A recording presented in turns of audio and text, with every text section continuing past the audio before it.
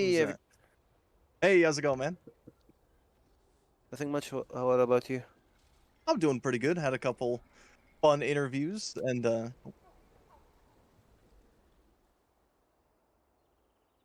all right. Hello, ladies and gentlemen. My name is Gareth. I'm joined by Psycho. We're going to be watching this 1v1 before we kick off to the main event tonight. Psycho, Sakyo, sorry. How many amazing 1v1s have you seen so far? Hmm, that's a really good question. Like I've seen a lot of weird stuff. Like I've seen uh, Brandon 1v1. I have seen Ooh, multiple things to witness, but Gavin versus Cassandra, right. that should be first. It's a little interesting because obviously Cassante is very tanky. He has a deceptive amount of damage, but Garen does have that passive which gives him a lot of regens. So it's hard to say who wins, and he's also rocking the double health pot. So I think he does win long term.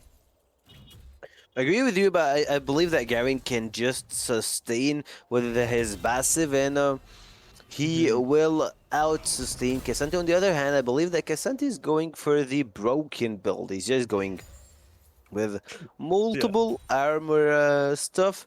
I'm not sure. Actually, he doesn't have to get heal cut. Like he don't need heal cut Hmm. versus Garen. Garen just like that's his passive. Nothing else. That's not Warwick. That's not a guy that will just live and die by your blood. Exactly. Yeah. And you know, Cassante as well, like he's practically invincible. He's got like what 120 armor at this point, and I believe his W gives him even more as well as the damage reduction. So honestly, short trades, you know, with Garen, you know, coming in QE or something like that, if Cassante is able to W before the Garen is able to hit that Q, I don't think the Garen is going to be winning any trades. But at the same time, I feel like over the long term, Cassante does lose because obviously that W doesn't last a long time, and Garen can very easily pop W to reduce any stuns that Cassante has. Yeah, I noticed something also. Garen doesn't even use his E, so that's something pretty interesting to watch. Like, I'm not sure what he's aiming for, but he's Hmm. might trying to go for a lot of CS in Oh, this game. wait, that actually makes sense because Garen's W gives him armor and magic resist per unit that he kills. So he's probably trying to put some extra points in W to increase that bonus even He's more not. and scale up. Oh, he's not? Oh no, he's not. My Yeah, bad. Okay, never mind. I'm a yeah. little bit But blind, but that's okay. you try to overcook there, but like, yeah, it makes more sense to me. Oh yeah, man. Thank you for using you, but he's not trying to spin to when he's just here Yeah. to play the CS game, play the long game. Hmm. And you know what? I do think that the Garen E is favored unless he gets stunned. Then it could be a little troublesome. So Casante's probably gonna hold that. Gonna deny the cannon, which is pretty big.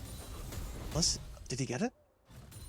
No, I'm Oh, not okay. sure. Like the like the counts here, but like he can't actually know whether he took it or not. But he's actually leading in for CS right now. At this, oh, he just dropped Yeah. one.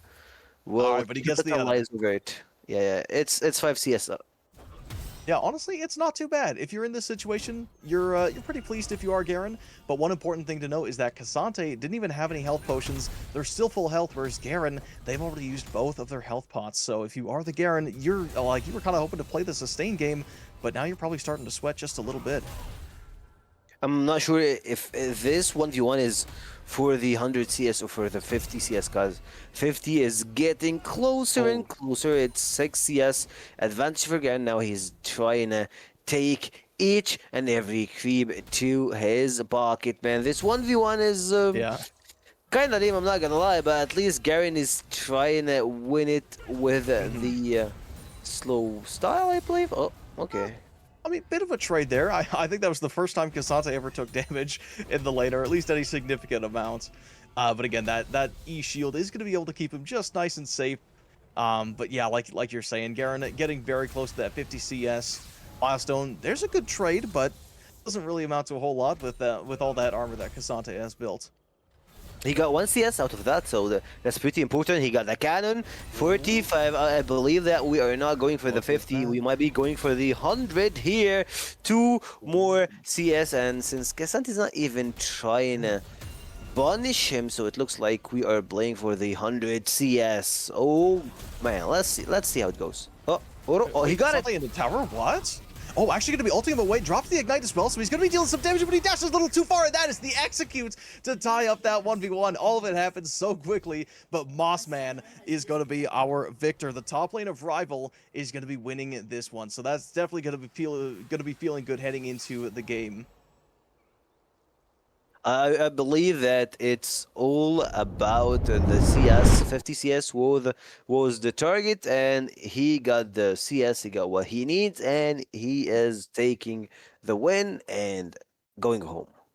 Absolutely. He is he's going to be going home pretty darn happy, but his team is going to be stepping back into the Thunderdome with this next game that we've got coming up, which as you can see above me is going to be Rivals versus Phantom Troupe. Now, I was able to talk to these teams. Granted, we were pretty excited about a big soccer event. I don't know, Psycho, are you a big soccer fan or football, whatever you like to call it? I am a big football fan. Like, Oh, nice, excuse me, nice. don't call it soccer. Come on, man. Oh, I'm so sorry. So sorry. Ah, I thought you knew it as soccer. Over here we call it a bit of both. But anyway, football yeah. definitely very much all over the place. What was the most recent match that you've seen?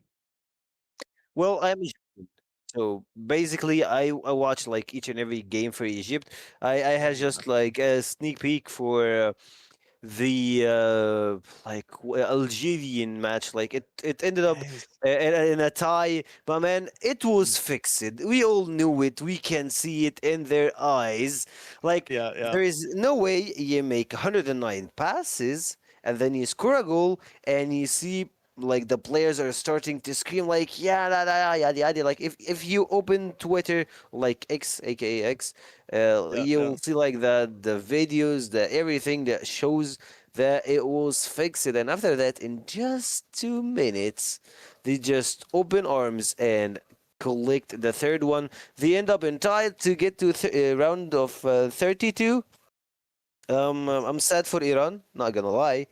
Uh, Oh, they uh, they deserve it. They did everything they can do versus Egypt, and it was man, like they're having a very rough time. To be well, honest, like I'm a big like I will call it soccer fan since we are in NA.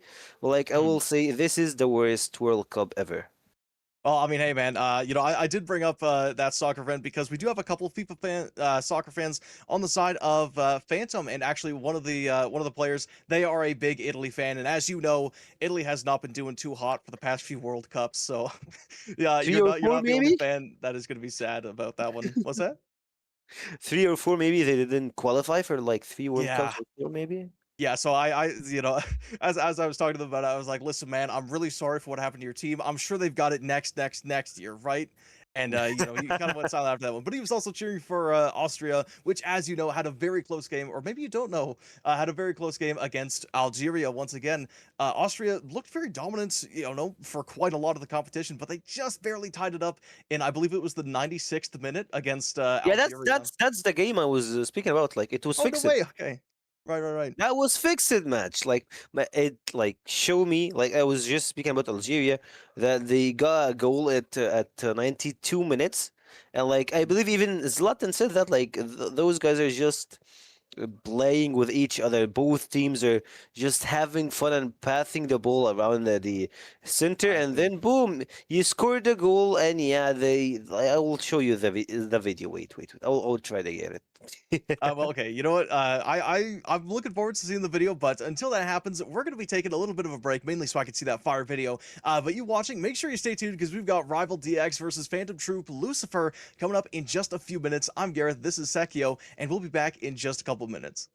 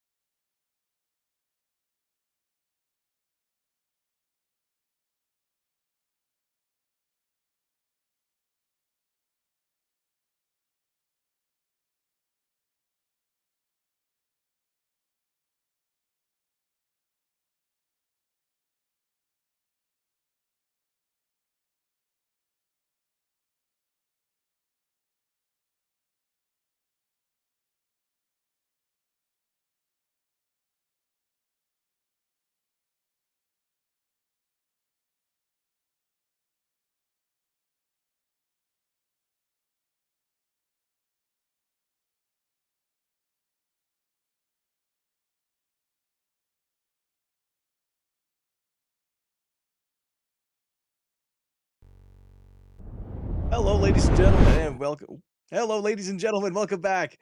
So sorry for the little delay there. We just want to take a quick little break to watch some very cool football clips for you in the audience that want to call it football. But if you don't want to call it that, that's a-okay. Before we get into our game of Rivals versus Phantom Troupe Lucifer, I gotta say a very special message to Mr. Buckby. A certain mid laner says, "I will never lose to Buckby again. He will stand by, and this mid laner will stand by that until he dies. He believes that he is better than you, Buckby. And you know what? You are a certified number 2, Mr. Buckby. So you better keep your wits about you as we head into this draft. We'll be taking a look at Rival versus Phantom once again." And we're actually we have a couple interesting picks that could be coming out. A Fizz jungle is on the table, and same with a potential Seraphine mid pick.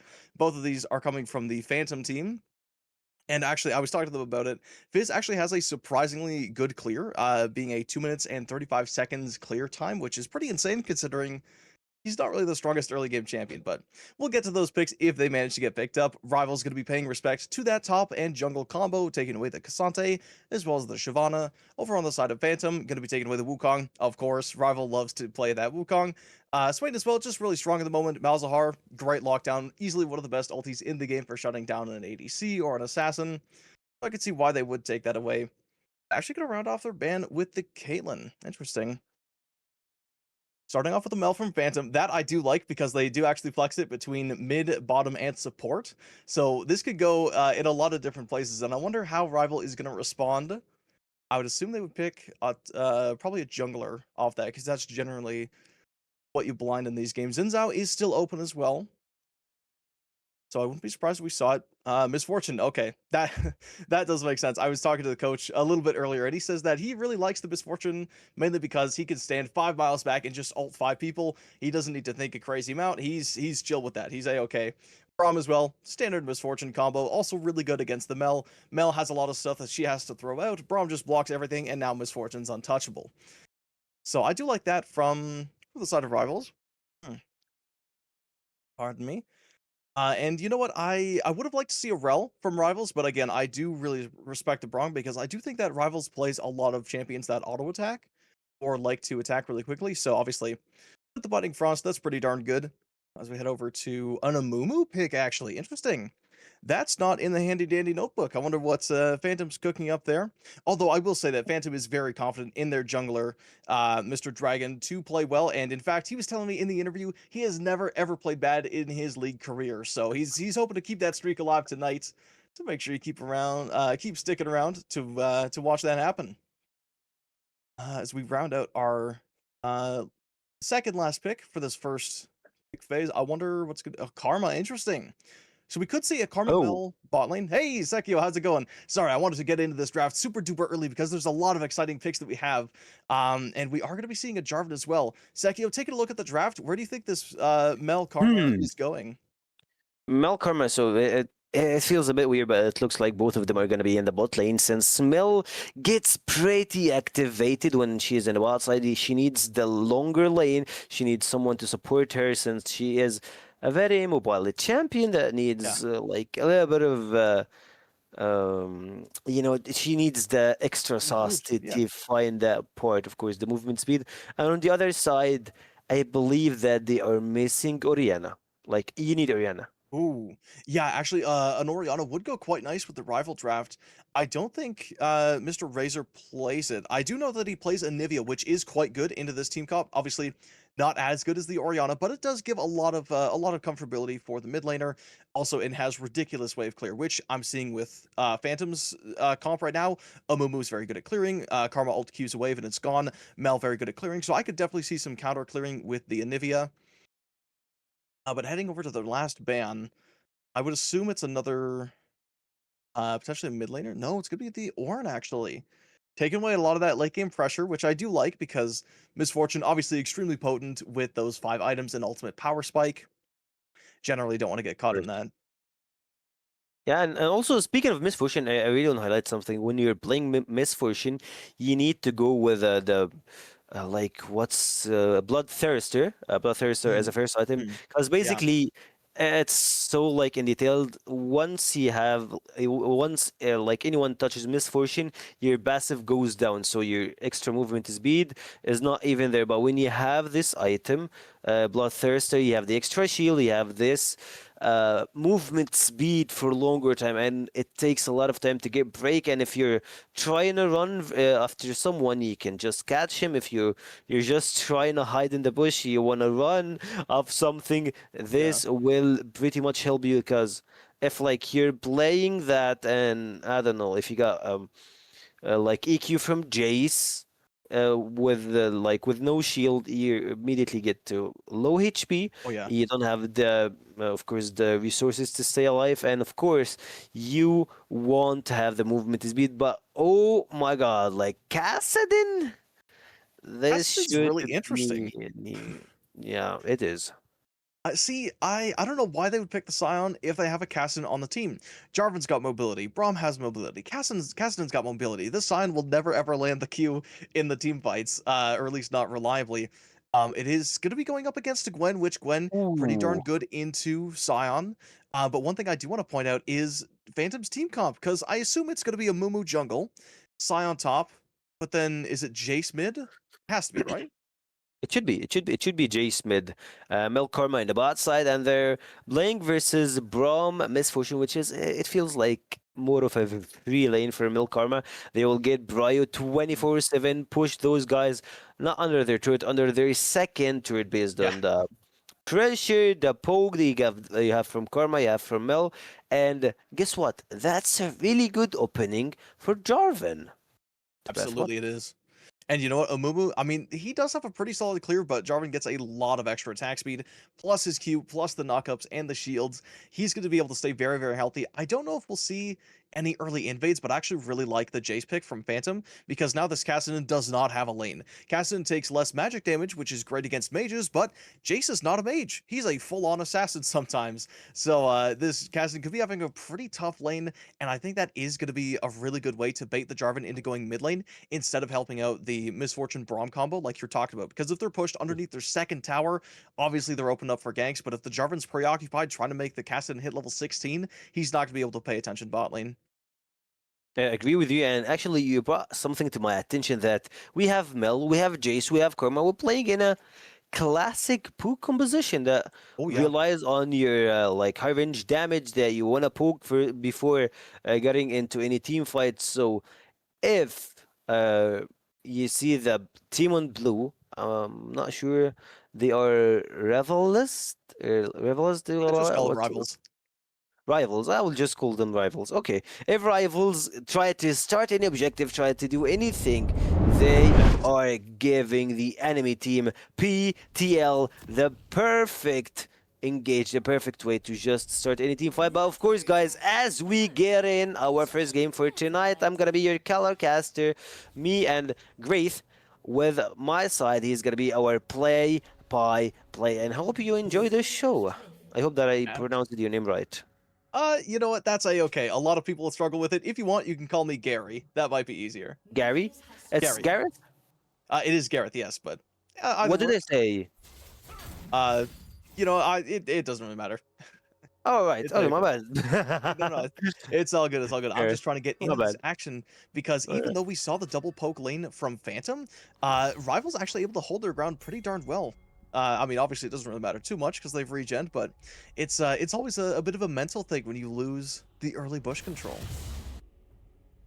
Yeah, of course, losing the early second push control is pretty problematic for them, and for this matchup, I believe all what they need to do is trying to take as much as CS as possible, not waste that AXP. Mhm. But I really like how Braum is actually playing a bit aggressive, and also the fact that Typhoon, or like Yeah, Typhoon, actually Typhoon. yeah, All right, Typhoon, yeah. yeah, I know Typhoon.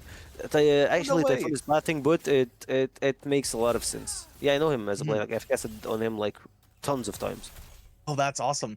Well, I will ask you, does he usually smite the first buff? Because that's one thing I noticed, is he smited the blue almost instantly, which makes me think that he is going to be heading into a very early bot gank. Potentially a 4-camp gank, I'm not too sure. But his knock-up combo is Nah, one of the only combos that Mel can't block, so I do think it's quite good. Oh, it's wait, quite good, of course, but like, oh, Jace is dead. Jace? Wait, whoa, what happened there? Hang on. I believe he tried to harass the mid laner, but he didn't I have enough I see.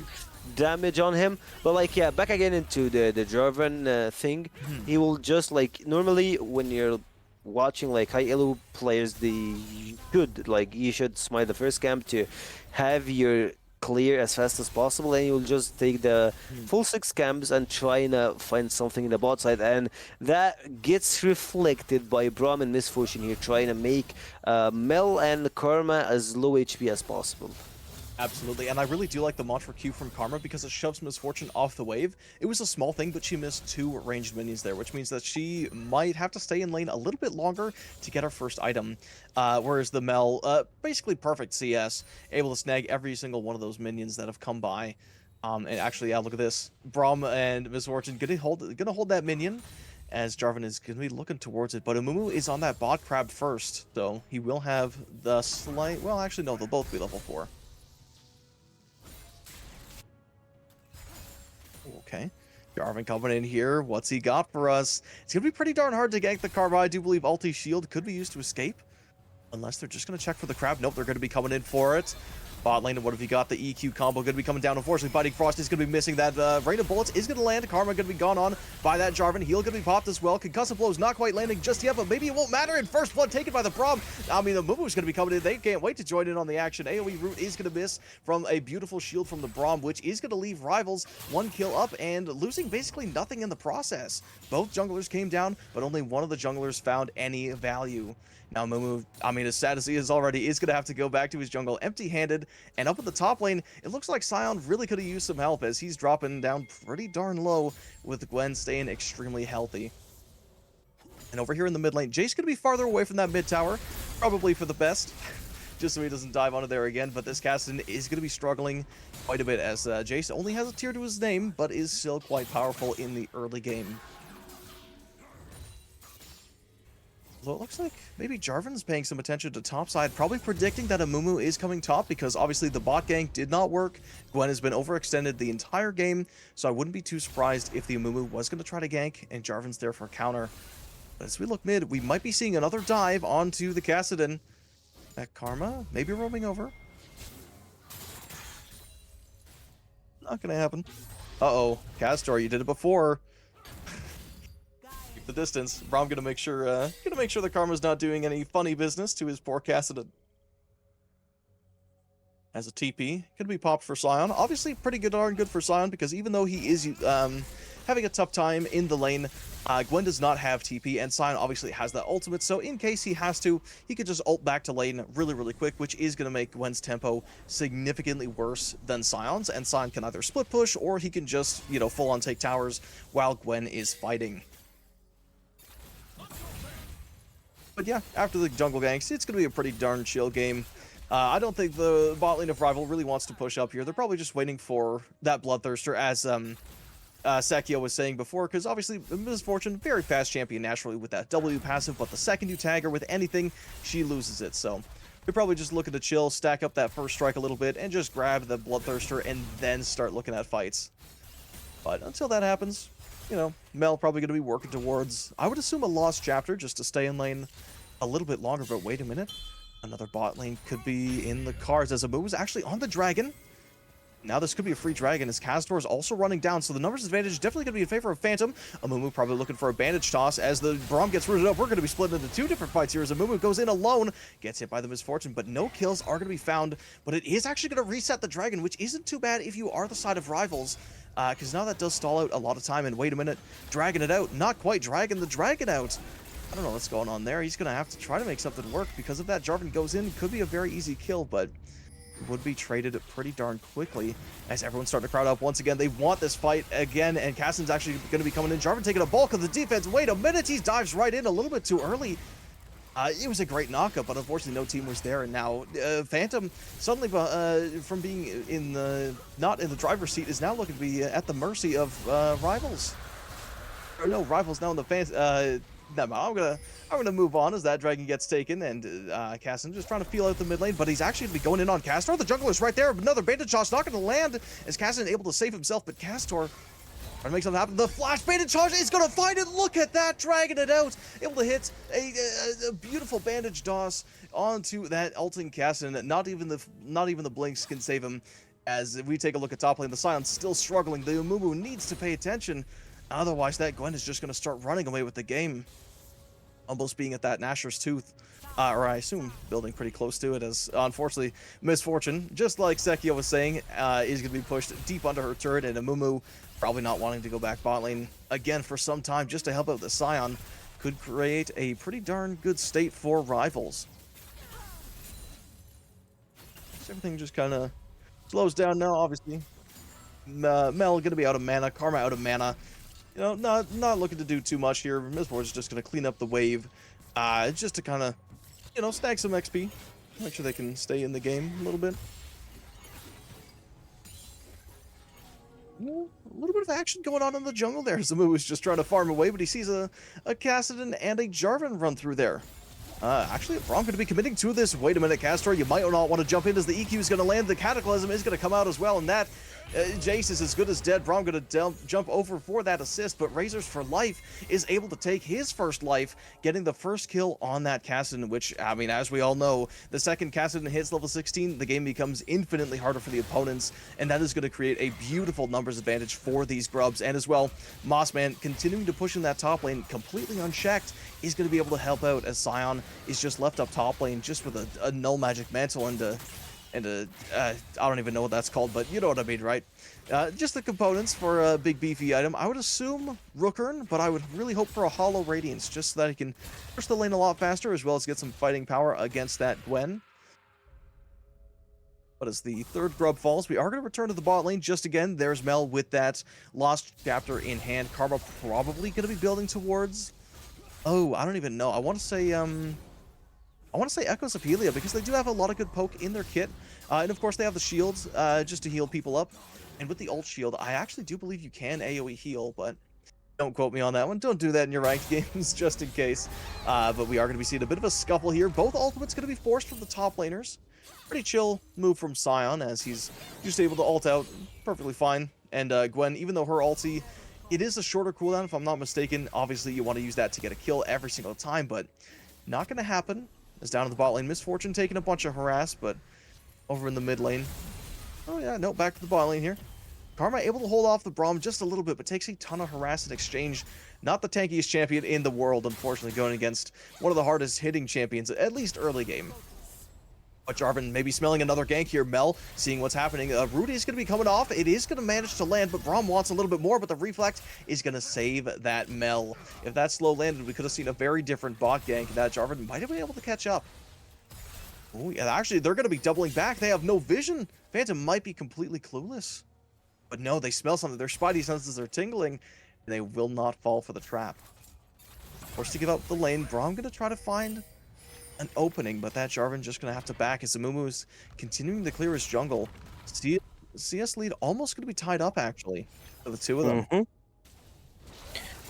Yeah, we're back again. It's pretty early in the game, and I like the fact that Kassadin actually managed to get one kill. Of course, in the early game, we all know that Kassadin needs to scale for like a lot of time. He's already doing some good work here, getting to get his first item, and then man, they're just hunting for that guy. Yeah, his tempo is really screwed over. He's going to force the Jarvan to come over to the mid lane, but we'll get to that a little bit later as there's action all over the map. We'll try to focus on one of these fights as Misfortune, like you're saying, going to be continuing to get pushed into their tower. And wait a minute, Jarvan's just paying his friend Kassadin a little visit in the mid lane. Trying to make sure that Jace doesn't do anything too crazy to that poor Kassadin, who's had his back stopped like 5 times. So he's not having too good of a time. Yeah, they're just trying to keep him out of tempo, trying to delay the Rod of Ages, but at least he got it now. Of course, in the meantime, he's losing a lot of EXP, a lot of CS. Those stuff really matters in the bot side. Can we see a double up? We can't see. Come on. Husky can do it. Like, actually, guys, the double up from the Misfortune is one of the most powerful things that you could ever play with. And for me, like, remember, I was telling you about the Misfortune build. I don't like what he's going for, but now we will see a fight at the bot side. Oh, look at that. The flash not going to be enough to save them. Unfortunately, rebuttal not going to be used as Misfortune. Oh, even though they barriered, they are not able to take the kill, but Amumu is not done hunting. They're currently hunted by a Kassadin. And wait a minute, now it's going to be turned on to Phantom. Has to force the flash away. No Cataclysm left for any extra kills. That is 4 members down on the bot side. Castor, don't do it, man. You gambled your luck with the tower, and it did not go in your favor. But now top side completely vacant. Yeah, I remember that tower one. And man, like, again, going back again to Misfortune build, you need to play of course, the lifesteal one, Bloodthirster, to have your stuff ready and you can be able to play it here. I believe it will be a little bit greedy to try and contest this Drake. You're gonna trade your Drake for your life. You don't have tempo in the bot, you don't have a player that's attached to you from the mid lane, but oh, hold on a minute, I believe he might be trying to go for it. I'm surprised that Phantom's dragging this out. I don't know why they aren't just taking it. They're holding the... Oh, actually, smart play. So, hear me out. Write that down for us. Yeah. Yeah, okay. So, first of all, they made, like, I would say, a very, very, very sneaky play. Or, like, not a sneaky play. It's... This play needs you to have a lot of confidence in your teammates and really good communication. Speaking of communication, Kassadin will be evaporated. Yeah, it seems like Kassadin did not get the message that an Amumu was in that bush. I'm a little surprised that the Amumu walked up and ulted. Personally, I think that the Kassadin would have been able to get away, but maybe he just underestimated the Jace damage, which, you know, fair enough. But speaking of damage, like you're saying, this double up for Misfortune, extremely powerful, but the reason he's probably hasn't thrown it out much in lane is because of that Mal rebuttal. Obviously, Misfortune, not the tankiest champion in the world, and already having a rough early game from the amount of Mel poke, probably didn't want to make it worse with being doubled up in the face. Yeah, and she just doesn't want to get closer to Milan. That's very understandable, and that brings us to one point that I've mentioned early, Bloodthirster, and back again to the team fight. I'm sorry, like, it's gonna take like a few seconds here. All he needed to do is, come on guys in the mid lane, stop fist fighting each other. I need to just speak about one thing, but it looks like they just don't want me to get started with. Cataclysm will be useless. No, they just can't kill him. Scion is unkillable demon at this point.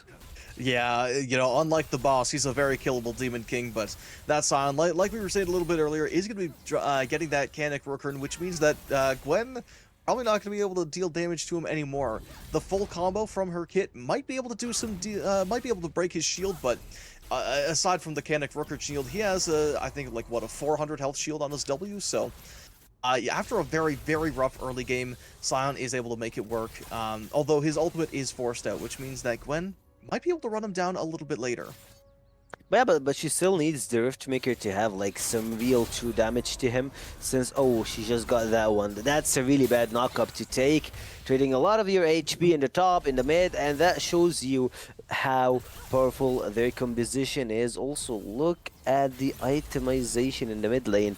He's going for the, like, I would say, the extra step when it comes to trying to burst your enemy team, or like Blay versus a lot of, I would say, not tanky champions. You would go for this, but like, he's not going for the Yumus or for the old build path.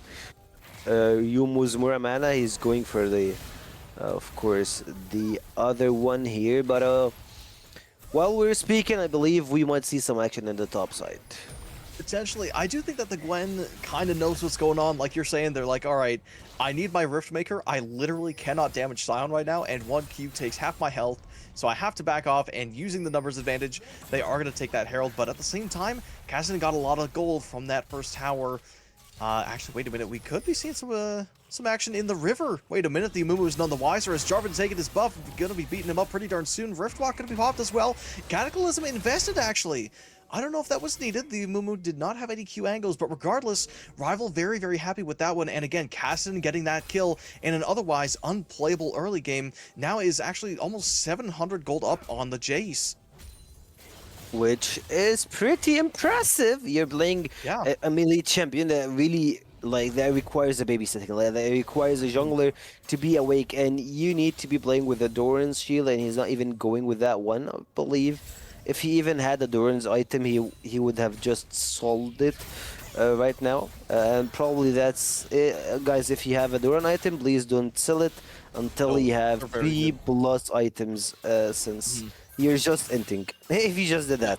No, it's so true. The Doran's items are insanely stat effective, and Gwen is going to be showing us that right here, right now, dropping the ignite. I mean, it probably wasn't all the Doran's rings doing, but even still, having that extra HP definitely very good against the Scion. Because like we've been saying, the Scion's been able to chunk her in these very very short trades, but the ignite going to be dropped as well, which is very important. Is oh. Wait, is there another bot gank going on? You guys just love this lane. Everyone's been down there so many times. Ooh, a The Mumu, loved look. ones. Yeah. Oh wait, actually gonna drop the Herald. When's that dragon spawning? 20 seconds? I guess I could see it, because now they force them to make a decision. Do you lose your tier 2 or do you go for the dragon? One charge gonna take out most of that tower right off the bat. Yeah, down like there's no tomorrow. Very easy push, but dare I say it's a little bit early, as now the response from Rivals is here. They're trying to just like shut it down, trying to stop that march, but at the same time, I believe we might see a fight here in the Drake. You still have 4 players, might be trying to contest here from the bot side. Also, keep in mind you have 5 stacks on the Rod of Ages. You got a TP, you have a full house on the Drake, but Sion is super tanky, pretty low HP on the Drake, but now flag and back, and we go to the fight. Oh, wait a minute. That's a beautiful misfortune. All going to be dealing a little bit of damage, but the Amumu started. Look at that knock up, the 2-man knock up from the Scion up near the mid lane, though. The fight is not over yet as Castor takes down the Castor, but trades his life in exchange. Now the Karma left on the run, not able to take it out, but now Scion with 3 stacks of the concussive blows is going to have it reset, but now the numbers advantage still in favor of Rivals. Another beautiful knockup is going to hit both members, and it's all but signed, sealed, and delivered for Rivals to take down the last of Phantom. Broad Flash Q not going to find the target. Amumu gets away with his life, and Scion obviously going to be getting away, but doesn't need to drop that passive. And I mean, you know what? For how strong Phantom looked going into this game, dare I say, Rivals in the driver's seat. And they are, and speaking about the last team fight, they had a very, very good one. Like, they just made them separated. They caught 3 on 1 target, 1 place, and 2 were very isolated from the team fight. And guess what? It paid off. You just got the win, you got the Drake, and you're moving on. Now, I believe the next objective will be the Baron Nashor, but this one, you will not be contesting anytime sooner, even though, oh, actually, you don't have that much of burn take, or like you can't take it that fast. But what you can take fast, like, consider is very important for you. That Kassadin got his 2 items completed. The Archangel actually just got the upgrade. Of course, it's Seraph's Embrace currently. Plus, he got the Road of Ages, so every stack item is up for that guy. And also, the Jungler got 2 items, top, and I believe the AD will be the only guy who's fallen a little bit apart when it comes to his teammates. And that's not because he's playing bad, it's because, like, yeah, It's the he is roughest lane just ever. having, yeah, exactly, they're having a rough lane. Understandable. But yeah, you know, now that he has I'm moved gonna to the mid flame him a lane. lot for these items. I'm sorry. I'm just gonna flame him for his items. I Oh, have well, to. you know what? I can see why he opted to go for this, because obviously you're not going to be in the early game forever, and now that Kassadin was able to find some extra gold, they probably just want to push this. You know, Misfortune's like, all right, man, I'm not the carry anymore. If you can blink into 5 of them that are hit by the Jarvan ulti, I'm okay doing the executing. So maybe that's his thought process. And as we've seen so far, wait a minute, actually we'll get to that later. Amumu going to be checking the bushes a little too close for comfort. That could have been a dead Amumu right there, a dead bunch of toilet paper in the blue jungle. He's going also for this solo Q build on Amumu.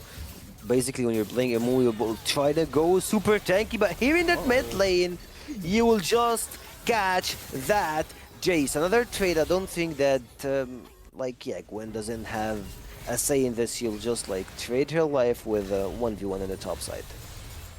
Down at the bot lane, though, Sion gonna try to defend this tower with his life, but with no one around, I don't even know if it's worth it, man. You gotta run away. Has ulti, so he can get out if he needs to. Jarvan actually gonna be going looking for more, actually. Cassidy gonna be popping ult as well, but I don't think it's gonna matter, probably.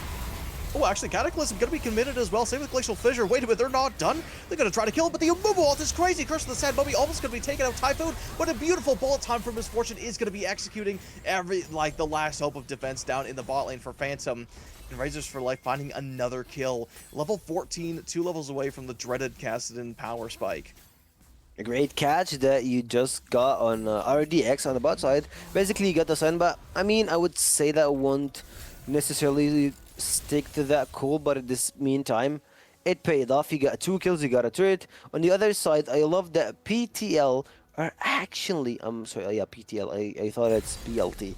PTL, they found a counter again. Oh, it's wow. not a counter, a cross map play. And yeah, he's just gonna ignore it. Recall, he doesn't have the Serpent's Fang, he doesn't have the damage, so yeah, better safe than sorry.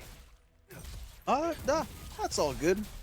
But yeah, as you're saying, like it's great for oh geez, the Phantoms to try to find a cross map play, but the issue is that now rivals are so darn strong.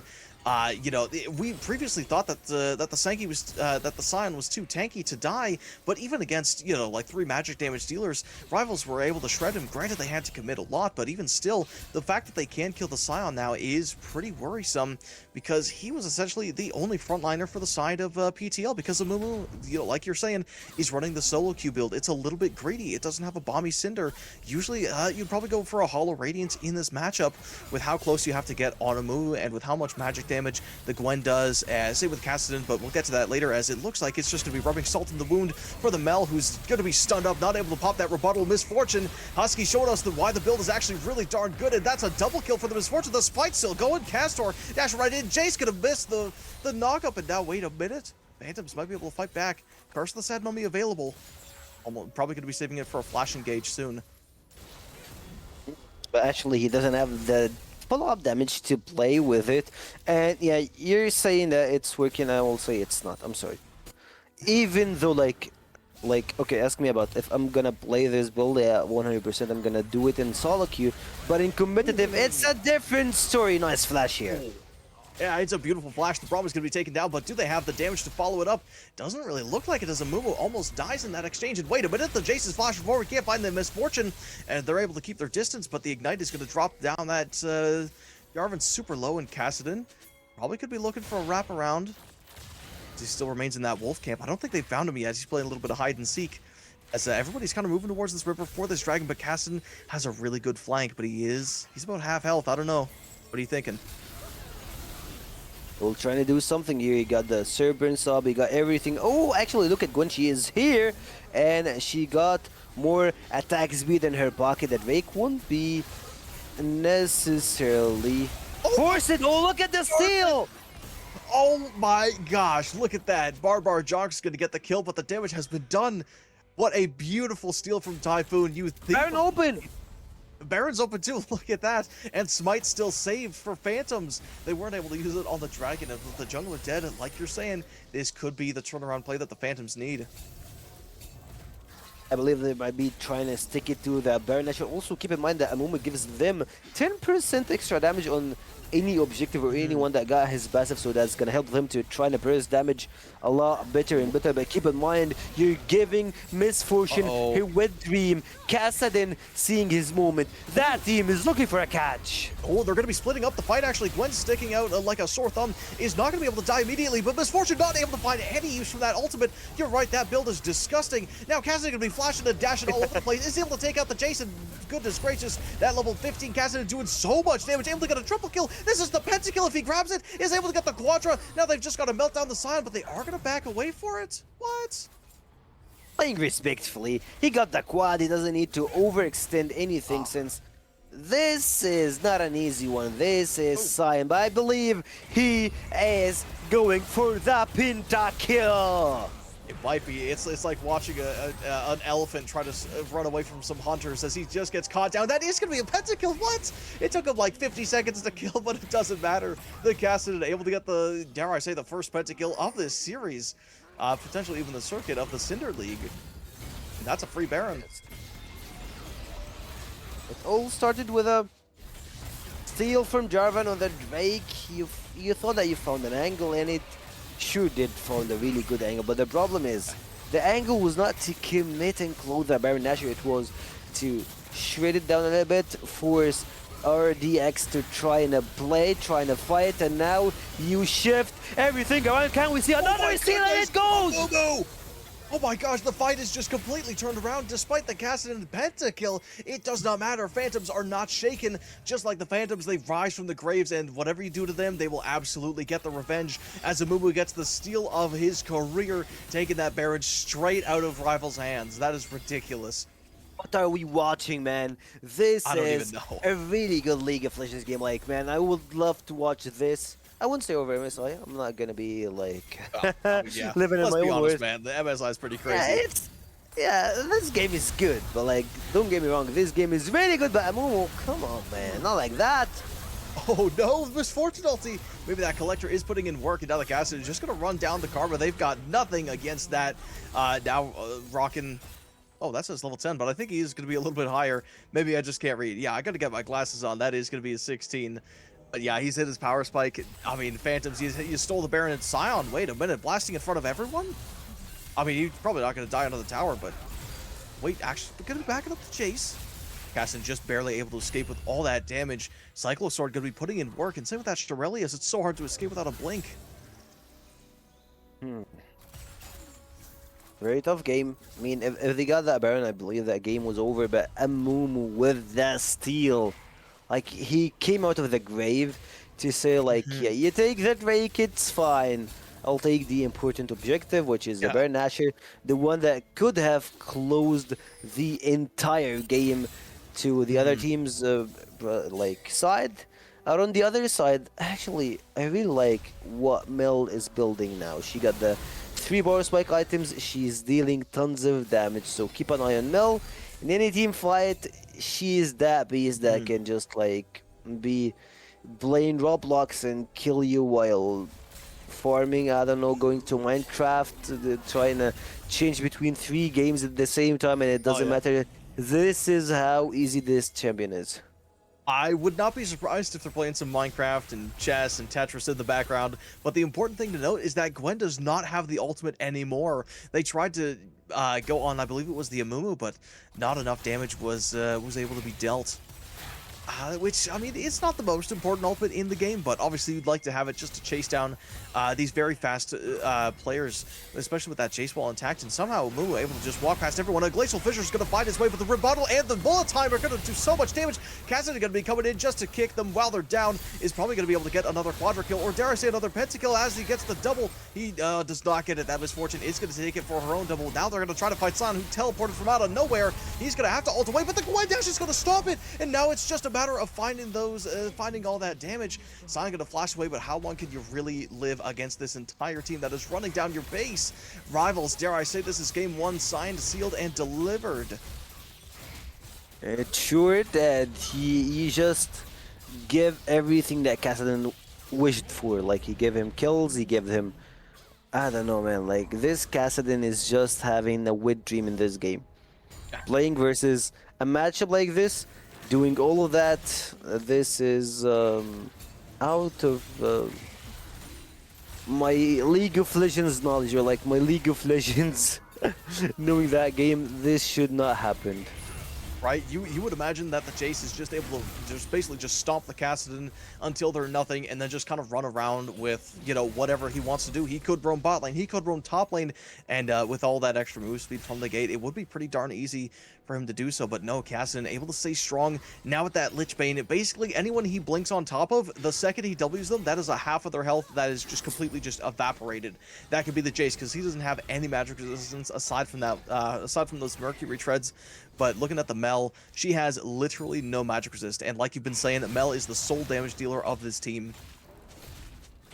She is, but I'm not sure if she can sustain or maintain the enemy team's pressure damage. Misfortune just got her 4th item with the 100% critical chance, proving that she can just one-shot you in O2, Q auto.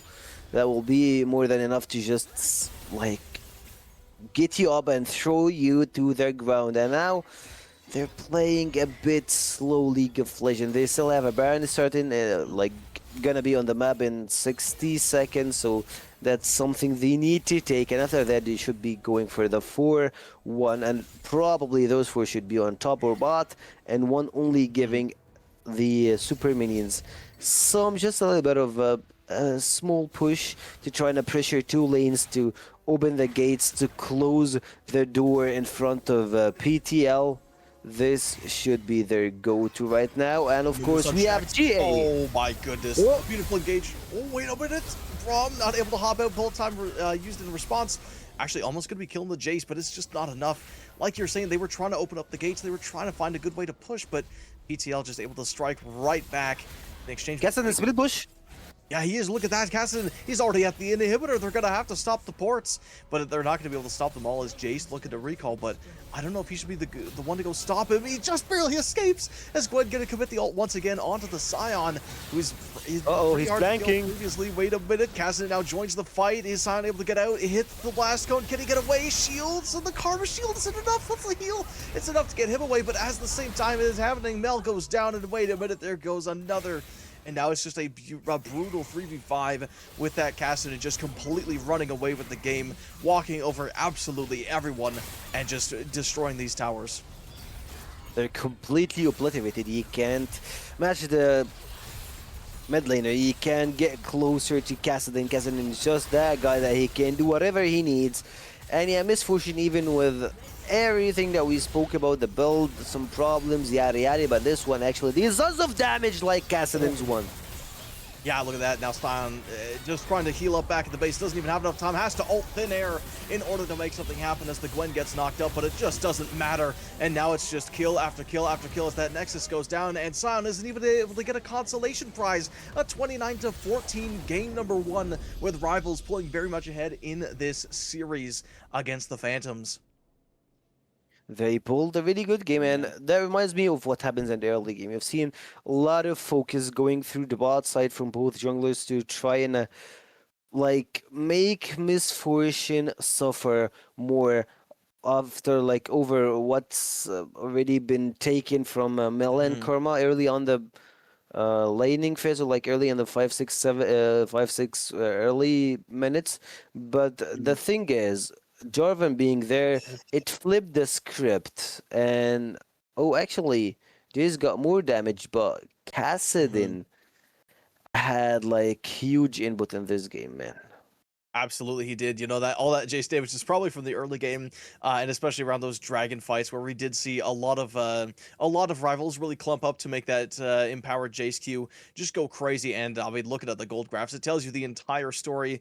They had a little bit of a comeback around minute 9, but then after that, they just started running away with the game. And coincidentally, that is also the time where Kassadin managed to hit level 11, which gave him that level 2 ulti. They started to get a little bit more active, and they just, you know, the rest is history, right? The second Kassadin hits level 11 and 16, it's pretty much over. All you've got left to do is surrender or try your absolute hardest to win the game.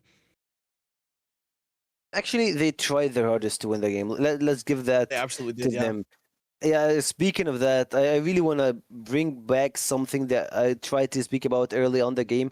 On one of their Drake fights, they just froze, stopped hitting, and that's for they want to just bait Jarvan to trying to get in, trying to steal, and guess what?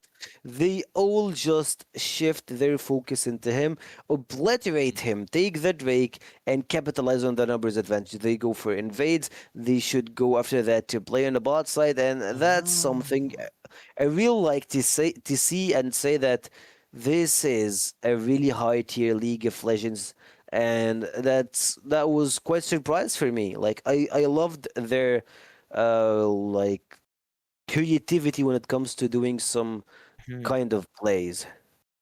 Yeah, no, you can definitely see that a lot of thought has gone into this team comp because, like we were saying in the drafting stage, there were definitely a lot of back and forth with this team comp.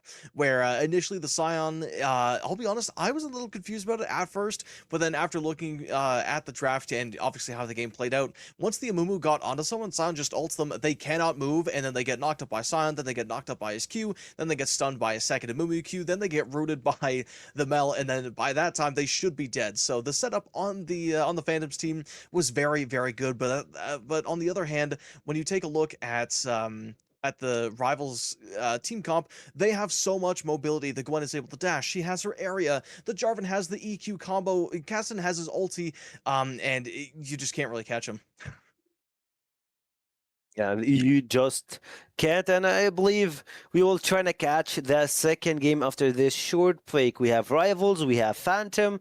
So stay tuned and see ya in a couple of seconds.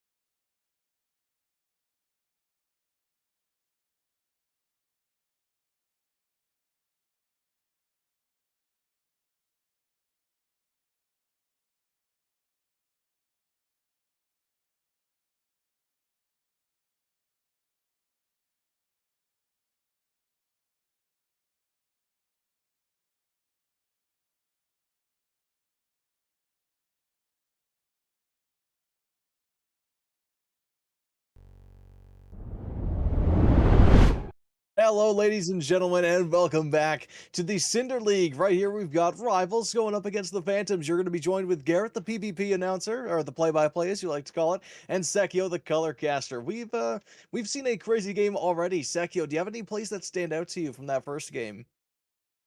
Oh, yeah, a lot of ones, especially I would say the Cassadin Pentakill. It felt Yes. so good, man. Like, it was insane. Right. And it was especially impressive because the Cassidy went up against a Jace, easily one of the hardest matchups in the mid lane, but even still, he was able to come out on top through perseverance and just a careful selection of fights. And of course, we saw a Baron Steel as well as a Dragon Steel, but that pardon me, that is all behind us as we see the second game. Now, this is Fearless Draft, so all those picks that you see on screen were played last map. So heading into this one, they will have to improvise just a little bit as we see a Wukong get banned. Same with a Caitlyn. Wukong is actually one of the of my top three junglers that I will always love to see in action. And also in a really good state in the meta. I'm not sure about the Swain, but probably it's a favorite pick. Like a player knows how to play Swain, so they just wanna make it safe. No more Kassadin extra things to Mhm. have it on their side. On the other side, we'll see Cassanti. A lot of respect to the guy in the 1v1s. Absolutely, yes. The Phantom player, I believe, does play quite a bit, so he's very comfortable on it. But Shyvana has been double banned for the side of Troupe, and he does play it actually. Yes, yes, he does. But I don't know if he played a crazy amount of Moo. I mean, clearly he does have some experience as he was able to steal a Baron. But other than that, I mean, the comp from last game, it had a lot of poke, but maybe there were some problems with all the engage that they drafted in the terms of the Scion and the Amumu. As to what you would pick instead, I don't know.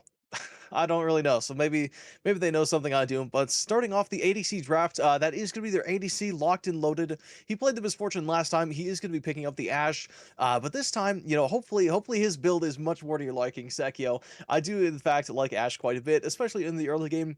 It's a very chill laning phase, pun intended. But if the enemies do get aggressive, we can see a rushdown plus global utility, vision, ulti. It's quite nice. It is, and I like the answer from Phantom. They just denied the Ash Seraphine at this point, and I believe that Ravens actually were looking for that. Like, they knew that they won't let them play the Ash Yeah. Seraphine, so they picked the Ash, and I believe they have something in their mind to have with the Ash. But on the other side, they should be opening, yes, I was Mhm. about to say either mid or jungle, and they go for jungle. Mhm. Then in action, a really good disengaged character, so they might be going for the predict the president composition. Gotcha. Well, you kind of answered my question there, but as the Seraphine was locked in, I was going to ask Sekio, where do you think this Seraphine's going? That's a poor. Oh, actually, that's a really good one. To be honest, it's a flex pick, but Right. in the meantime, oh, actually, I believe she should be going in the mid lane. You don't want to be playing versus. Oh, this Zyra is jungle. Mukai support. Man, I hate Let's new see. League of Legends, but Zyra should be in jungle. Oh, actually, no. I do believe it's the other way around. Based on my handy dandy notebook, that's a Maokai jungle and a Zyra support. That is if the players are playing their comfort picks. But I do believe that that is actually a Seraphine mid. As I was doing a little interview with the Phantom team, their mid laner was very adamant that they have a monstrous Seraphine pick, and they've been working on it quite a bit in solo queue. So I'm hoping that they're not lying to me. Otherwise, I'm going to sound really dumb by saying that is a Seraphine mid. But you No, are it's right. it It is. plays. It get played. Like we see Servina mid a lot in competitive play, especially in tier two. Like I've seen it in Arabian League. I've seen it in EMEA Masters. So surfing mid is a thing, but like I have never seen it in MSI. To be honest, I didn't watch the full games in MSI yet, but. I hope after we finish this broadcast, I will go watch some MSI games. But anyways, they chose to play Jinx in the president rule. So that means any reset, enable Jinx, and close the game. You have a lot of squishy targets. You have Zyra, you have Ash, and Mokai. I don't believe that he's gonna be that tanky before like later in the game. Yeah, pretty much. Like Maokai, obviously not the squishiest champion ever, but it does take him a while to get going, and especially he probably wants to take Aftershock. Again, if my calculations are correct, that is a support, so it's either going to be Aftershock or Guardian. Regardless, it is going to give him some early fighting power. And speaking of early fighting power, Ornn, he's not known as like the best early game champion ever, but I do think that he has a decent amount of early fighting power with his W brittle combo. He breathes on you, deal max health damage, then he just claps you with his hammers, and then boom, a third of your health is missing. So, and of course, building from lane, definitely very nice. But as we take a look here, it has to be the mid lane and top lane pick for the side of Rivals. It should be an. They need something. Actually, Ari in this composition. I like Oh, it. they're I going for like the it. catch. They're playing catch. They're playing catch. A straightforward catch versus a Hmm. straightforward protect the president. Since, as you can see, you have Ornn, you have Zen, you have Seraphine, Yeah. so it's just like it's so clear. Zahen's actually really good here because all of the CC from the side of Phantom is very telegraphed. Sorry, Seraphine, like it's very predictable. Seraphine has to shoot out her big charm thing. Ornn has a giant ram that runs at you. Xin Zhao, he just has to auto attack you 3 times. So in order to get onto this back line, I do believe that the Zahen pick is going to be very genius because it is able to get onto basically anyone. It can hop over flame choppers because it's unstoppable. Hop over Seraphine ulti for the same thing. And the Syndra as well being picked up. I'll be honest, man. I don't quite know the Syndra Ari matchup as well as I should. I do think it's Ari Sendai favored though. matchup, it's 50-50. It's always like Okay. it was better with execution, but like it leans a little bit to Syndra. Once she can land scatter the weak, this Hmm. is just Hmm. like her opening to close anything, or just like at least deal more damage than Ari. Ari gets some sustainability from his kit, from the passive, Yeah, yeah. but I don't think that she got what it takes to close it. But like it's still pretty close. Keep that in mind. It's 55, Hmm. 55 Hmm. to 45. 100%. Although I do want to say that I really do like the late game from Phantom. Obviously, you have the Ornn, who is, one of the kings of late game. Jinx, one of the staple late game carries, but also Syndra, because once she gets her abilities rank 5, they do get an extra bit of boost. I think it's just with true damage, but regardless, she does scale into the late game very, very well. Whereas the Rivals team, if I'm not mistaken, is more towards the early and mid game. Obviously, Maokai, not the most poke in the world, but I do think that Zyra has a decent clear with those plants. But as we head into map number 2, let's kick this baby off. I'm excited to see where this goes. It is actually going to be a Maokai jungle and a Zyra support, so I do look like a dum-dum. But regardless, Typhoon, I don't think Maokai's clear is that fast. Maybe you've seen different, Sekio? No, it got nerfed a lot. And actually, man, we were just talking about the same thing. I told you Maokai support and Zyra jungle, but it looks like they're going the opposite side, which doesn't really make sense. Like, if you're gonna give resources, I would rather have it on Zyra more than Maokai, because, like, yeah, she's Zyra. She got the plans. She can just obliterate any Oh, objective and be proactive. Like, yeah, like, look at that. Typhoon is just below he's have already dead. HP, and yeah, he's in a really bad state. I believe he might go with the wolves or the chickens to start with. Honestly, He's probably going to late. be those chickens. Yeah, because the Q is AoE. I believe that's what he started, so it would make sense. I don't like that he's pathing towards top side. Nah, no, I would never do that. I would never path to top side trying to kill Ornn. Like, yeah, killing Yeah. Ornn in the early game is the only way to kill him, but you can't be leaving Ashe and Zyra alone in the bot Mm, side, and you know that mm. Zen should be pathing towards the bot side. Top lane has always been an island. Let's keep it like Yeah. that. Yeah, right. Although at the same time, I don't think you want to let Ornn stay on the island because the more XP he gets, the quicker he's going to be able to get those items. But at the same time, can you really kill an Ornn? Like, we kind of run into the same silent situation, right? Like, you have this big beefy guy, like just a giant ball of health. Can you really cut that down as a Maokai? I don't know. It's tough. It is hard. Also, uh, talking about something hard here, I would say the matchup in the mid lane, you saw Ares just actually had to recall it. It was not a sheet recall, it was just out of poke, out of pressure. She just had to leave this place. So, With that being said, less XP, bad starting of the game. Yeah, it's not the greatest start, but looking at the Jinx, does get hit with those double plants, but it's not too much damage. Zyra doesn't hit crazy hard in the very early levels, but the Maokai did burn a lot of time going to the chickens, then to red, then to those Krugs. So I do think that Xin Zhao is going to be able to make the first move, but at the same time, I think that the Maokai. Wait, why is the Ahri in the red is behind the wave? What's going on here? The flash is burned. Wait a minute. What happened there? How'd she get there? Ah, she just got overzealous, tried to go for the 1v1. Missed I see. the charm. And the funny thing is, she just tried to do the same thing and she failed, so what's the genius asked to do? Let's do it again, of course. I see. This is a perfect call. No mistakes. I mean, hey, you know what, man? If it doesn't work, try again. Maybe the vision is going to be coming later in the game when when Syndra is much weaker to that Ahri burst. But Loki, I do think that the Maokai wanted to start bot side because of the terrible early start with the jungle. He already started off half health, which means that it's clear he's going to end up much less healthier than Xin Zhao. So probably assuming that Xin Zhao is going to be going for that bottom crab like he did last game, I don't think it's that crazy to assume that Maokai wanted the top crab. Well, actually, that makes sense. I love that you brought that to my mind, Gareth. And it's just like, yeah, you can go contest that early scuttler, so you'll play on the other side. But the problem for me here is, if Zen didn't be cool and try to do something in the bot side, those guys are just dead or like got frozen to death. They can't do anything. But on the top side, man, that is pretty low in HP. He's low on HP, but he does have that revive pretty soon, so...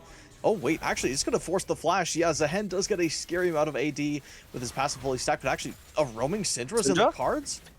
Oh! Gonna force the flash, actually. I thought that the Zyra was safe. Maybe Jinx had Flame Chompers, I don't know. Too early, I believe she doesn't have the ultimate.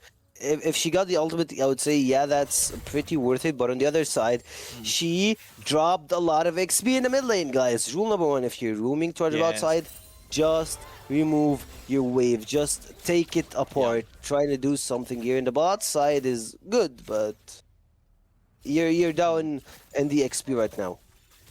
Yeah, you know, like you're saying, you have to push out the wave because the level 6 timers is one of the most important in League because you're not just down an ability, you're down an entire ultimate, which is obviously the best part of a champion's kit, but at the same time, it does force the summoner spell out, so maybe it's not the worst thing in the world, but at the same time, I don't know if Jinx Seraphine has the most kill pressure even when they hit level 6. I don't think the Jinx damage is super high, and especially just sitting on a Doran's Blade, I don't know.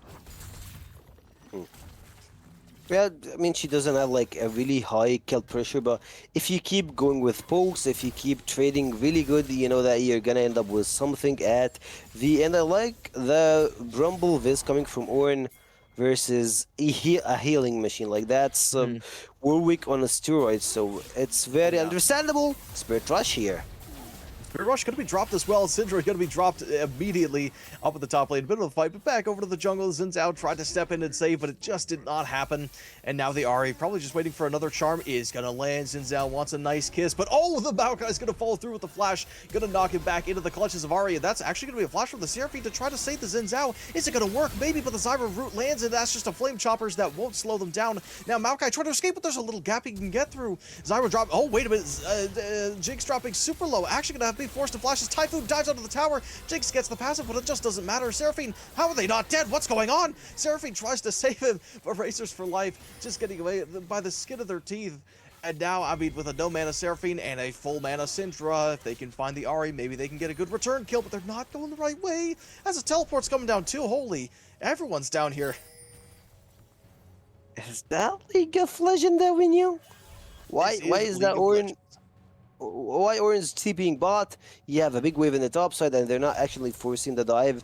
You don't even have anyone in your own jungle. You don't have vision to assume or like accumulate what's happening here to have it every thing on your side. Like you can't calculate anything, but what I can calculate that that guy just dropped two even more waves of CS, and that shows you a huge difference in CS gap. Plus that turret blades in the hands of Zahin. So yeah, thanks for the drop, man. Like you dropped by you give him a kill worth of gold, like 300 gold based on the CS advantage plus the plate. So yeah, here is you go. Here you go, 500 gold advantage. Yeah, it's not the play that I would have expected. I would have thought that the Ornn was like, all right, guys, bot lane might not be going the best, but I have to scale because the sooner I get my items, the sooner we can get this Jinx online with an upgraded Infinity Edge, which is a crazy power spike, but we'll get to that later as a flash is forced out from the Cinder. They're going to try to call the weak, but it's just not going to happen. Ulti popped as well, but Typhoon just too quick on the draw is now going to be forcing Dragon it out of their jungle as another charm hits this guy. He just can't avoid the Ahri, but I don't think they can kill, but another root from Maokai might prove me wrong, and the red buff is going to be enough to slow him down into a crushing strike. Will take him down and send him back to Fountain. Down in the bot lane, though, it's not looking the greatest for the Ashe, but at the same time, I don't think the Ashe is their biggest worry. I believe like I got wrong when it comes to this matchup. I don't know, but early on the game it was paying really good to Cinder. But after that, you have the chain CC, the Nature's Grasp plus the Spirit Rush from Ari gives her a really good gap closing into the enemy, and also managing to land her skills is pretty important. And now PTL. They have a lot of things to still. Seraphine could land a nice combo onto the Ashe. The Ashe is going to die to Barbar Junks, but wait, up at the top lane, that invulnerable, no, the Unstoppable is going to be used by that Zahen to avoid the knockback from the Q. It's not going to translate into a kill, but the Ornn does have to flash away, which is important for the Maokai, who's probably going to be taking a trip up top lane pretty soon. Like sometimes I try to think of a different draft. If you got Seraphine in the mid lane, what champion are you gonna go for the support role? Zahen trying to make a little bit of a trade happen. Drops the Ignite as well. They're top laners, ignore them. They're top laners. Let's go back to our talk. For sure. Yeah, so if Seraphine is in the mid lane, actually gonna be dealing a little bit of damage. Nice rocket from the Jinx as well. Able to get a good cleanup, but back to what we were saying, if you guys could calm down just a moment, that'd be great. If the Seraphine is in the mid lane, I would unironically wouldn't mind Emilio as a support, because if the Maokai roots you with his giant ultimate, Emilio cleanses it. If Zahen dashes forward, Emilio knocks him back. If Ahri dashes forward, knock him back. And of course, the shielded lane is very, very good against the high poke of Ashe and Zyra. What about you, though? No, actually, I like what you're going. Melio is really good when it comes to range, damage, HP, but also like the heal vision that she gets. For me, I would go with either one of those Lulu or I would say Nami. But the thing is, if I go with Lulu, I would be expecting Maokai to be in the support role, not Zyra. But what we expect is not what we got in the mid lane. Here we see a fight. It's true, yeah. The Nature's Grasp could be popped. Is going to drop down that Zinsel, but an arrow from downtown is going to catch the Syndra. I mean, they just can't escape. You were talking about chain CC. Rivals don't even need to be in the same lane, and they could still chain CC you. So, I mean, the catch potential on Rivals, like you were saying at the beginning of the game, is just phenomenal. And Phantoms, they have to just play safe now. They can't afford any more fights. No more invading for the Xin Zhao. No more mid lane 1v1s for the Syndra. It worked for them early game, but now the Ahri just has too much mobility to deal with. He does, and on the other side, you have only one bright future. That is your AD carry. Your Jinx is in a really good spot here. Scatter the Weak. Deals a little bit of a damage here. She still got only Lost Chapter, which proves why she doesn't have enough damage to deal anything on the other side. Yeah. You'll see the difference in build. It's pretty clear.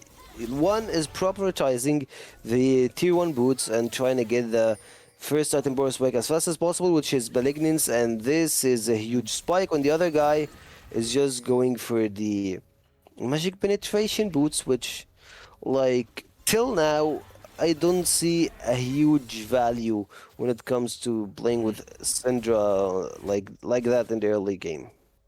Yeah, honestly, I feel like prioritizing your first item over the tier 2 boots is good. Like, obviously, yes, the roaming from tier 2 boots and the getting back to lane from tier 2 boots is nice, but with the amount of home guard changes, that doesn't really matter. But down in the bot lane, a beautiful engage from the Maokai. It's going to force the flashes, and Husky is going to be able to get another crystal arrow from downtown, and a beautiful one at that. He's probably going to score him a double pretty darn soon, unless Typhoon wants a paycheck. Barrier going to be popped, but it's just not going to matter as Ari's down here for some sightseeing up in the top lane. We're not done with the action. Ornn going to force to burn both the dashes to try to get away. Popped the W despite no CC. The Ignite is going to take him down as Mossman 3224 is able to take yet another kill into his hands. Yeah, and they're looking pretty good right now when it comes to gold department. Oh, Spirit Rush in the mid lane, the second one, the third. He still got the Shorn, but it's not gonna be used here in this trade. Drake goes into their stats. He'll have extra 3% attack speed, plus he's still getting a little bit of a cooldown, so really good things to have in the mix. And also you have 3 void grabs, which means your pushing power is unpickable. Yeah, I mean, you know, Ashe doesn't deal the most damage out of any of the AD carries in the game, but one thing that you really don't want to do is leave Ashe alone with Void Grubs, because she attacks so insanely fast, and especially with that Q, it procs the bonus damage from the Void Grubs multiple times, so towers are going to be shredded. But with that being said, Xin Zhao's going to try to shred the Maokai, but he does not have an axe, so cutting down a tree is definitely going to be harder, as another charm from Ahri is going to go wide. But up in the top lane, it's just fist fighting after fist fight.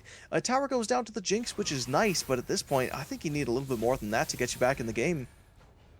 You need a lot of that. You don't need only one thing to bring you back in the game. Also, you don't have a lot of gold to back you down to get closer and closer to K gold advantage. It's not a big of a deal, but still you're losing when it comes to plates. You're 3 plates down.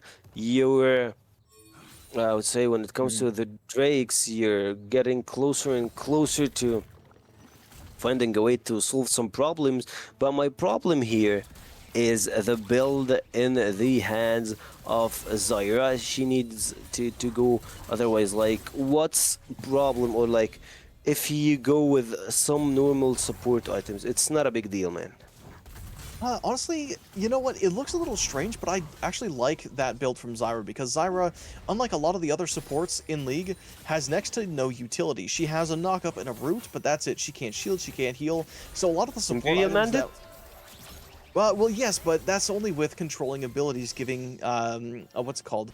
Ability haste, whereas Zyra, I mean, yes, you do get it for your E and your ultimate, but I feel like with how much health and shielding the team of Phantoms has, I don't think it's too bad, because obviously Ornn, very tanky, Xin Zhao has a lot of healing, plus he just naturally has a good amount of health from the items he builds, and Seraphine offers a lot of healing, so that burn, it can start to add up a little bit, but I mean, hey, another arrow is going to seal the deal with the Jinx just being eliminated. They have no chance of fighting back.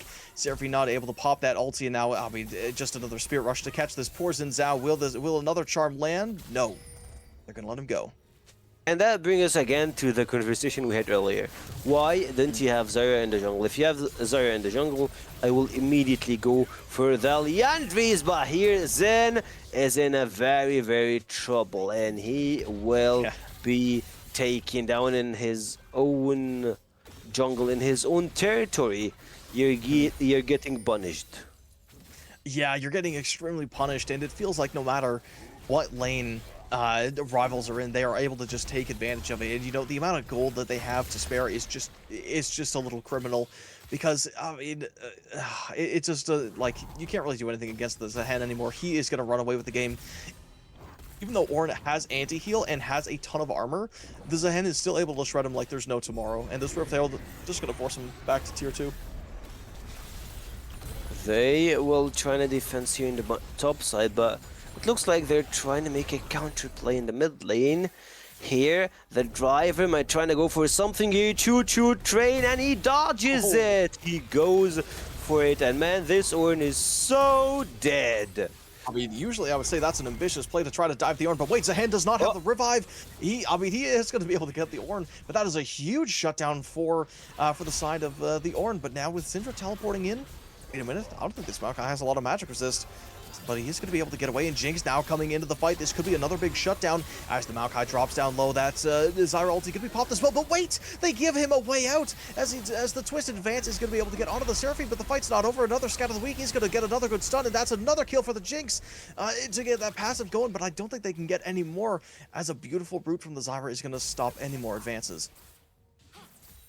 This game is getting harder and harder. It's getting tougher, and it looks like they are building a perfect snowball.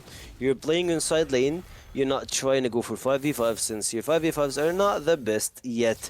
So you'll just trying to deal some damage, take turrets, trying to drain them out of their own HP, gold, and with that, you will have control over the game. Zyra, like, yeah, she got the Liandry's. I like the Liandry's. As you have said, she gives you a lot of value, but like, if you're going with Liandry's, if you need to deal damage, you're welcome into jungle. It's not a bad place, I would say. No, I wouldn't say so either, but oh wait, Zahen might be able to get caught out here. He's going to have to pop that ult pretty darn early, so all that CC that he could have avoided is not going to be able to be null and void, dragging it out, able to take the kill. Over in the mid lane though, no Syndra ulti able to finish off the Ahri, but now they're able to start punching back, which is pretty darn surprising considering the gold lead for Rivals. Gold lead is here. Things are panning out good for K Gold advantage. You have the push in the bot side, but on the other side of the map, you're losing mid, you're losing top, and PTL are slowly getting back into the game. 2-1s are getting demolished. Ares trying to defense on the other side. Zen is finally having a room of breath, like he's going for invades and trying to do something here, but on the bot side, huh? I mean, they're trying to dive Ornn once again. They don't have Zahan in the mid lane, though. We're not out of the brawling, but they managed to win it! A beautiful flash from Maokai is going to avoid the call of the Forge God, but I mean, they're still taking the tower, but they don't manage to die. Thankfully, Ashe is able to take it down quick enough, but I mean, if you are Rivals, you just lost your mid laner who has previously dominated the lane. You've almost just lost your jungler who has also kind of dominated the game to a tower dive, so I wonder what's going on in their minds. A lot. Trust me, they're going through a lot here, and they're trying to get more items. They're trying to get closer and closer, sneak in, and as we can all see, the difference in gold is getting shattered. And as the gold getting lower and lower, Ornn value gets higher and higher. He is getting his first... wait a second. Ornn doesn't have a first item. Oh, wait, look at that. I mean, a beautiful charm. I mean, it's true. Ornn does not have the best build right now. He's going to teleport right in. This does actually work in his favor, though, because no more Crystal Arrow to slow him down. And he does have that Jack Show upgraded this time. He does have that XP, and look at that shield. He basically has a second health bar. Is he playing Kled or what? A charm is going to land, but the fight is still going on. The Zyra just burning away with the Liandry's Torment is actually going to force Zinzao to make a move pretty darn deep in the jungle. They are able to find the Maokai. That tree is as good as gone as a big part of the rainforest is chopped down. They want to look for more, but Zyra, able to build up her own rainforest, is able to keep them at bay. And goodness gracious, that's a two-man knockup. Zahan hitting a beautiful ulti, but Ahri in the backline able to take out the Jinx. Moving over to Zahan once again. They're trying to catch off the Zinzao, who's able to almost kill a couple of members of their team. Ahri with a double kill, and now Zahan's gone. I mean, Zahan also gets a double kill, or the last man standing, and not able to avoid the charm in time, and that is an ace for Rivals. It's just over. You gave the top laner the advantage to play the game, and there you go. You gave him an inch, he takes a mile. You lose the fight, you lose everything that you were trying to build for. Ahri here is trying to go for the greedy buy. You want to get Baron, you want to get tier 2 in the mid lane, which is, yeah, that might put your team in a very difficult spot here.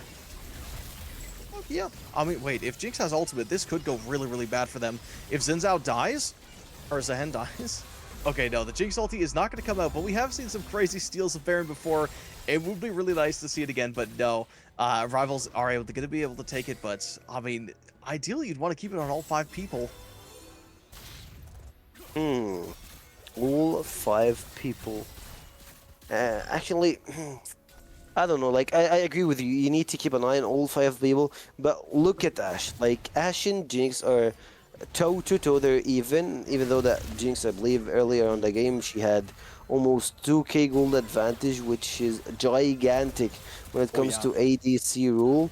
Now she still needs to build a lot of items to be relative to the game. Zahan is. Just doing his things, I would say. Playing League of Legends somehow. Yeah. I don't like that champion. Yeah, I mean, I'm not the biggest fan of it either, but obviously it is. It has found a lot of success in pro play, and actually, funnily enough, would you believe me if I told you that Zahan Jungle is actually insanely good? He's not just Yeah, good I in the do. top lane.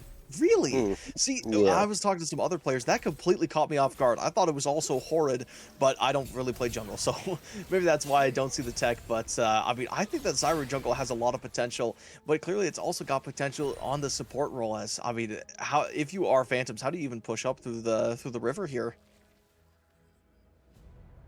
I don't know, man. Like getting into the river will be pretty hard, but you still got the that thing like the blast gun in the bottom side will help. But oh, Encore here doesn't reach anyone. Fight begins now. It's going to be beginning. The Call of the Forge-On is going to be popped. The Zyra ulti going to be dropped as well. I mean, Maokai going to make his way onto the backline. Ari's just doing some sight, pushing the minions, and wait a minute, teleport coming in hot. The Crescent Guard is going to be popped, and oh my god, speaking of popped, Ari able to take out 3 immediately, and that is a 1 game with Zyra taking and denying that pentakill, same with Ashe. I mean, at this point, all that's left to be done for the side of Rivals is to just rub salt in the wound. They just take the dragon, they take the tier 2 bot tower, they take the inhib tower, they take an inhibitor for the fun of it, and it's just a matter of time before Phantoms fall. Yeah, they are playing with their food. It's so obvious right now. They have 9k gold advantage. They can just like close the game. They have the death timers. They have the wave in the bot side, but they just choose like, yeah, we have Baron. Can we end the game? No. We need to have some fun. We need to play it safe. We need to play by book. But like, I will be fair. This is not by book. This is the only safest option that you will be facing or you'll be having here. Spirit Rush still on the cooldown. Syndra trying to go for this 1v1. Flashes in, scatter the weak ult, and you're Not down. bad. I mean, yeah, it's a big commitment from Cinder, though, because that is basically the sole damage dealer until this Jinx gets 4 or 5 items, and now your sole damage dealer doesn't have flash anymore, so Maokai's a hen. Even the Ari, to some extent, can now get onto this Syndra extremely easily, and with how it's been going so far, Ari's been able to find some amazing flanks against them, so they will have to play this extremely carefully, but at the same time, Ornn is still scaling up, now level 14, so someone else has an upgraded item, and they did give it to the Syndra, which again, it puts a lot more damage on the Syndra, but now your damage just use flash. It feels like RDX are on a timer. They need to close this game as fast as possible since, yes, you have 8k goal advantage, yes, you have the upper hand in most of stuff, but man, the other team is scaling so hard. You can't sleep on that. You can't be just like, yeah, guys, thank you for being around, yada yada, blah blah blah, have fun, good luck. You need to have your own word, your own saying in this, and look at the slows. Look at this. I mean, we're going to be looking at another team fight as a bunch of ultimates are going to be popped already. Zyra all committed too. That's another crystal arrow onto the Jinx. They cannot play. A Crescent Guard is going to be popped to just barely save him. But wait a minute. It's a beautiful fight from Syndra. They just demolish everyone. A beautiful ultimate is going to bring down the Zyra once again. The Ash falls. Everybody is falling. It's Maokai, the last man standing, just has to sit there and take it with Zahed coming in from the back. Is this their pentakill? They pop a beautiful ulti. The Grim Deliverance is very grim. They take out one. They take out a second. But can they get a third? Potentially even a fourth. It looks like not, but they do have the revive, which is going to be able to save them for just a little bit. Zhonya's popped as well. They are going to be able to get away for just a moment as the Xin Zhao is able to try to make something happen. But wait, they're not there with the Syndra. They have to try to make it happen, but with no ulti left, Zahed is just free hitting against the Ornn, who's just a punching bag. They are able to slow him down, but wait a minute, the damage from Syndra is too much to handle, and that is a beautiful comeback from the side of the Phantoms. A good comeback. You got the ace and you got it all well, man. We were just speaking about that. He can't be sleeping on this. He should be closing the game, and now it came and it's biting you back. You wasted an opportunity. You're not getting it anytime sooner now. This wave is just another farming gold to Phantom. Yeah, I mean, there's something to be said about taking the inhibitor, but taking the inhibitor and then losing a team fight is basically just giving 3 kills worth of gold because the super minion waves to your opponents, just hand delivering it on a silver platter. But the important thing to note is that the Ornn leveled up once again, so that is now another member on the Phantom's team that has an upgraded item, that has that extra bit of stats. But wait a minute, a Death Bush is coming in hot, that Seraphine is caught, and that might be the playmaker gone for the side of the Phantoms. Ornn going to be hit as well with a nice charm, but he's probably too tanky to take down. But they have to respect the Cinder. They've seen what they're able to do in these team fights. They cannot afford another mistake. They can't, and they need to find a way to separate them. You got the support, which is pretty good. You have the Baron actually up right now, so you need to play on the turn. You can't be committing to this fight, to this allegation, since it's not going to be that easy to close it out. But I believe no one is home. They finally made the read. Zen trying to steal. Can he do it? The zoning is just massive, and he's down. My goodness, just barely lives with that Crescent Guard. I mean, Nature's Call going to be used as well, but it's just a little too late. I mean, Xin Zhao didn't die, but wait, Ari, what are you doing? Kazdor's now unstoppable. I mean, hey, you know, you fly too close to the sun and you will get burned, and that sun looks awfully a lot like Syndra.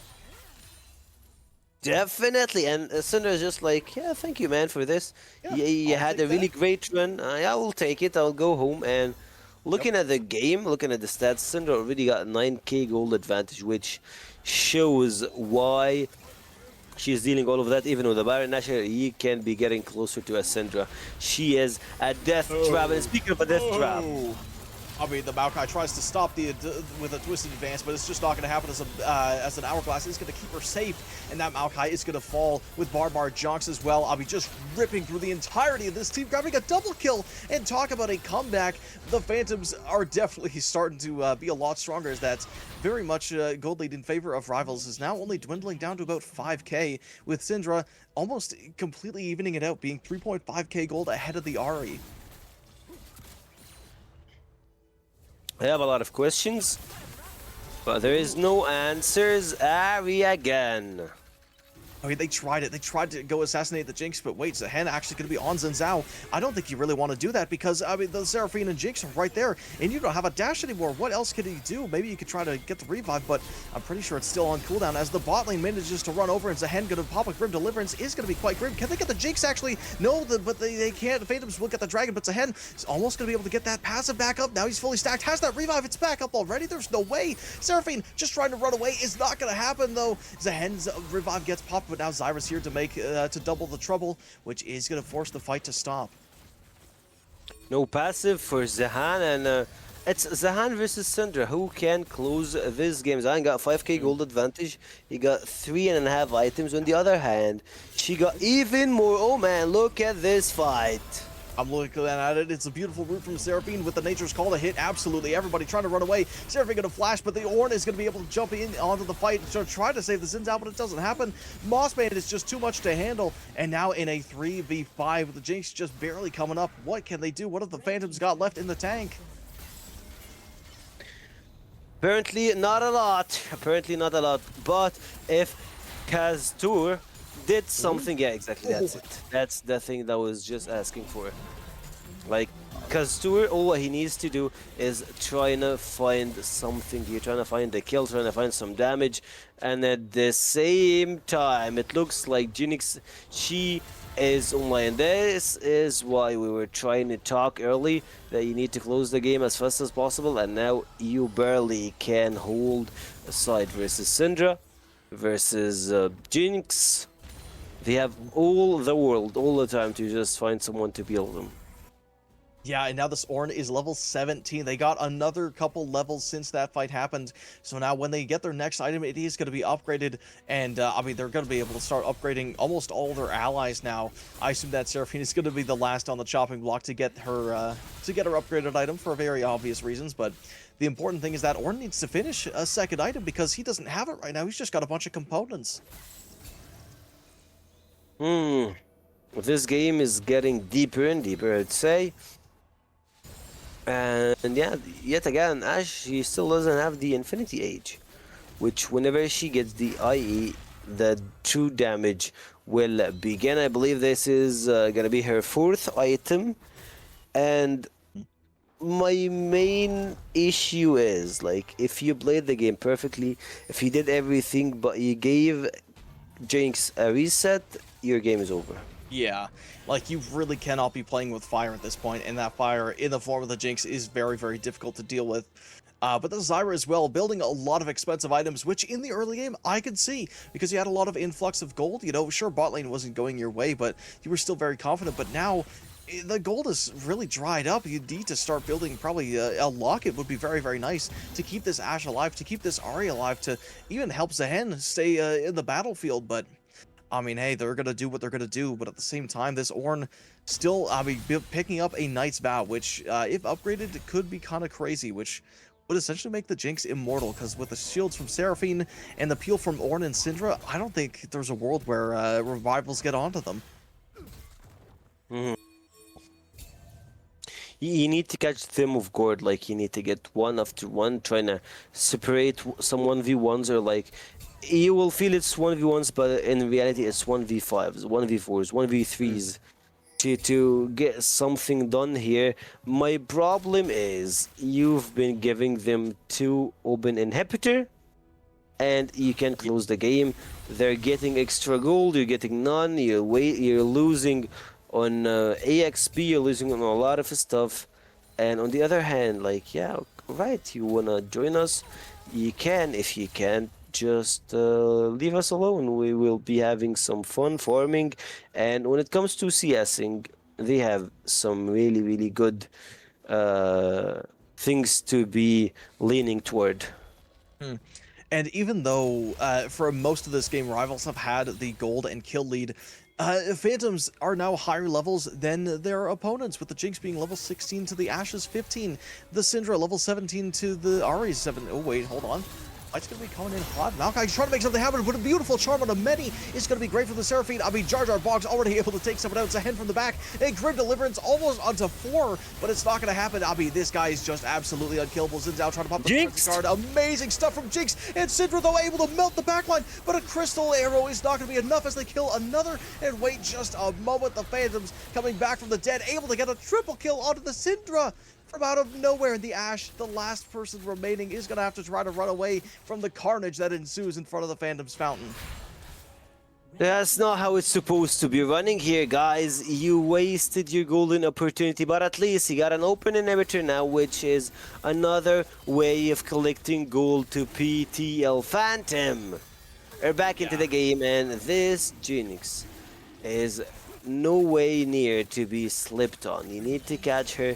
You need to drain her blood. You need to get everything done with this Jinx.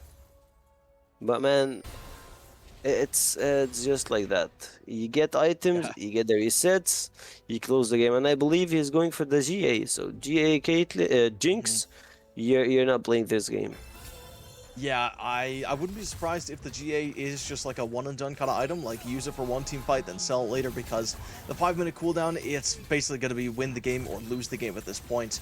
But yeah, I mean, the Ornn level 18 now, everyone can get their upgrades the second he finishes up his items. And I mean, looking at what they've got already, since now upgraded Sundered Sky, he's not going to die anymore. Seraphine with the upgraded Imperial Mandate, that's so much extra damage. But at the same time, I don't think they've expected Rivals to start the Baron, which, I mean, usually I would say is the end of the game, but as we've seen very, very recently, Phantoms, they have a lot more fight left in them than we previously thought. Heading into this mid lane here. I mean, they're all 5. They're just going to try to send it with Ahri up at the top lane, trying to make something happen. And granted, Ahri can get away quite easily because she has her the Spirit Rush. So it makes a lot of sense to kind of leave her up there and just let everybody else run it down mid. But at the same time, if you lose members here, that is genuinely the end of the game, because even with a Baron buff, even with all that stat advantage and the minion advantage, if you can't kill them now, you might as well give up, because Phantoms will just come back stronger than before.